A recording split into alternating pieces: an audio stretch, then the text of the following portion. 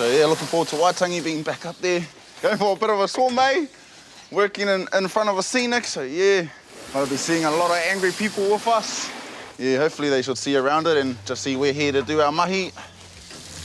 As long as we treat them with respect, we should get their respect back, and then yeah. Got a few tricks up my sleeve to get them happy, hopefully. Big fat smile, so they should do.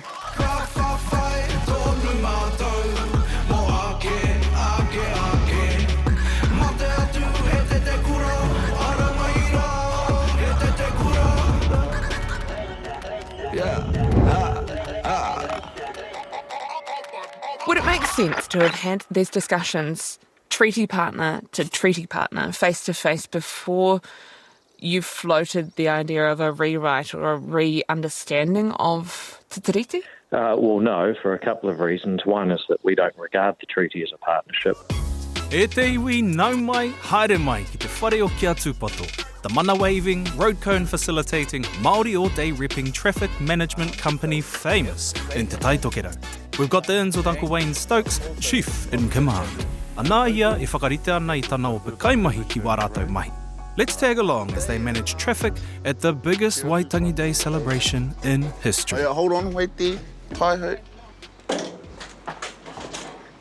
We're just getting set up for our Waitangi weekend, and it's going to be bigger this year than it's ever has been. Most of it will be how to respond to any quick emergencies. So there's two things going to come out. Our staff being able to handle abuse without being emotionally affected by it or buying into it. And the other thing, of course, heaven forbid someone random wanted to cause mass destruction at the event, such as a random vehicle running several people over in the crowd. Well, hopefully e kore pērā rau, Uncle. But you never know, Waitangi's been the spot of some pretty heated rows.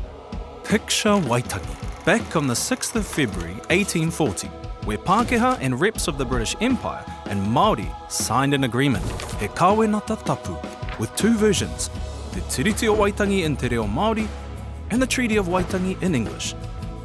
Back then, around 2,000 British subjects were being a ruckus here, with heaps of drinking, prostitution and violence, especially over in Kororareka.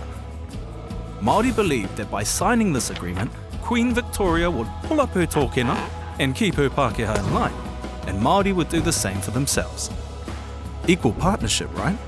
But devil's in the detail though, cuss. Te Tiriti and the treaty weren't the same. More on that later though. Kia hoki atu tātou ki te kaupapa. With just 2 weeks from Waitangi, Uncle Wayne and Anahira are still trying to suss ACOM for the crew. Ai se mara. Almost 2 crews for those positions. That's double the amount of people we had last year. Accommodation? You organise something, please. Yeah, something up there, you better organise it now because you know what happens, everything gets booked out. And it'd be better for those, or everyone that we have working up there, stay up there. We've just got to figure out, because some people don't want to stay, some people won't mind staying. Okay, I'll let you contact them then. Better get on to it, mete, kei pau te wā. Ka pai whānau. Now that you're up to speed, let's meet the rest of the Kia Tupato whānau on this journey with us. That pukana will mount steel. A smooth operator, Anahira is Uncle's daughter and set to inherit the Kia Tupato throne. Proud, fearless, and got his crews back no matter what. If Quintonio's in your waka, then you're sorted. Ka hori I ko mai. M's for short. Auntie knows Waitangi like the back of her hand. She basically helped build the blimmin' whare. And who couldn't love that cheeky grin? Brooks is one of the seasoned pros and the proud leader of the Tai Huri crew. This auntie's a gun and can handle traffic in her sleep. He whakaruru hau, he ringa hāpai. Tēnā koe, Auntie Bubs. E koro, ka te koe te kemo atu ki ngā hine, ea? Sheesh. Cadell handles traffic like he was born to it. And he kinda was. Uncle Wayne's his krani papa. Even though the bro's a newbie, Otulea's a natural on the roads. Probably because he's so cheeky. And finally, Ngaroma. He taita māhine mā koha koha, Māori tau hoki. A perfect blend of zen and traffic. Oh, speaking of traffic, Quintonio and the crew are grabbing a well-deserved kai on the banks of the beautiful Hokianga Harbour. He hao kupu aki ake mara? For the youngins that are out there, it's kind of a mind games, pretty much sitting there on a paddle, eyes on. Like, you wouldn't think that there is a risk around the corner, but you know, anything can come around that corner at any speed, and you know, it's best for you to be on, and then sure enough, yeah, should be all right. It wasn't easy to get to where I am today, but with someone like Wayne Stokes behind you, fuck, anything's possible.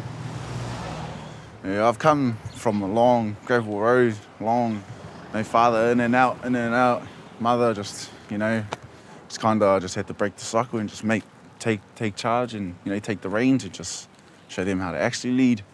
So that's what I did, I got my sister out of shifts and stuff, and then, hopefully it will all fall into place. I'll just go with the rhythm and surely our tupunas will have it all falling into place afterwards.